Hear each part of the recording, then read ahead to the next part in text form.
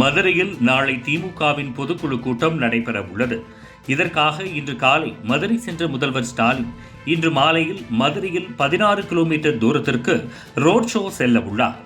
Madurai quotes பாலம் அருகே முன்னாள் மேயர் முத்துவின் சிலையையும் திறந்து வைக்க உள்ளார். ஸ்டாலின் சென்ற நேரத்தில்தான் மதுரை மாவட்ட திமுகவில் பிளவு வெடித்துள்ளது. தமிழக அரசியலில் 3 தலைமுறைகளாக தொடர்ந்து தாக்கத்தை ஏற்படுத்தி வரும் குடும்பத்தைச் சேர்ந்தவர் அமைச்சர் PTR பழனிவேல் தியாகராஜன். மதுரையில் அனைத்து கட்சியினராலும் போற்றக்கூடிய நபராக உள்ளார். திமுகவில் உள்ள அமைச்சர்கள் வரிசையில் ஊழலில் கரைபடியாத நபராக இருந்து வருகிறார். இவர் பேசியதாக கடந்த சில ஆண்டுகளுக்கு முன்னதாக சமூக வலைதளங்களில் ஆடியோ ஒன்று பரவியது. அந்த ஆடியோவில் முதல்வர் மு.க.ஸ்டாலினின் மகனான அமைச்சர் உதயநிதியும் மருமகனான சபரீசனும் கடந்த 2 ஆண்டுகளில் 30,000 கோடி ரூபாய் சொத்து சேர்த்ததாக கூறுவது போல இடம்பெற்றிருந்தது. இந்த ஆடியோ காரணமாக திமுகவில் இவரது செல்வாக்கு குறைந்தது. இதனால் அவரது சொந்த மாவட்டத்திலும் அவருக்கு ஆதரவு குறைந்தது. மதுரையில் இவருக்கு போட்டியாக திமுகவில் உள்ளவர் அமைச்சர் மூர்த்தி.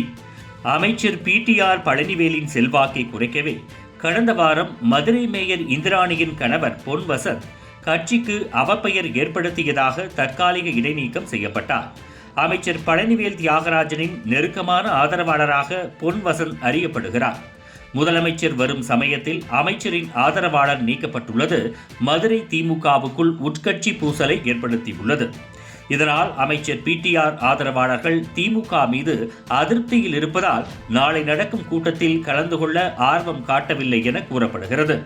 இதனால் மதுரை மாவட்டத்தில் பிளவு உள்ளதா என பேச்சுக்கள் எழுந்துள்ளன. முதலமைச்சர் ஸ்டாலின் மதுரை செல்வதால் மதுரை பந்தல்குடி சாலையில் சாக்கடை கழிவுகள் கலக்கும் பகுதி துணியால் மூடப்பட்டுள்ளது. தூர்வாரப்படாத நிலையில் சுமார் 2 கிலோமீட்டர் தூரத்திற்கு சாக்கடை கால்வாயை அதிகாரிகள் துணியால் மூடியுள்ளதாக புகார் எழுந்தது. முதல்வர் ஸ்டாலினின் ரோட் ஷோ நடக்கும் வழியில் அவரது கண்ணில் படாமல் இருக்கும் நடவடிக்கை இது என மக்கள் அதிருப்தி தெரிவித்தனர்.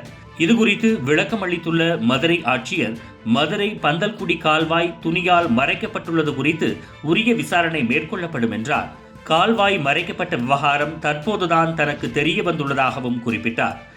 இது தொடர்பான வீடியோ வெளியானது மட்டுமல்லாமல் ஸ்டாலின் காதுக்கு செல்ல கடைசி நேரத்தில் இப்படியா சர்ச்சையை கிளப்புவீர்கள் என முக்கிய நிர்வாகிகளை கூப்பிட்டு கடிந்துள்ளதாக கூறப்படுகிறது.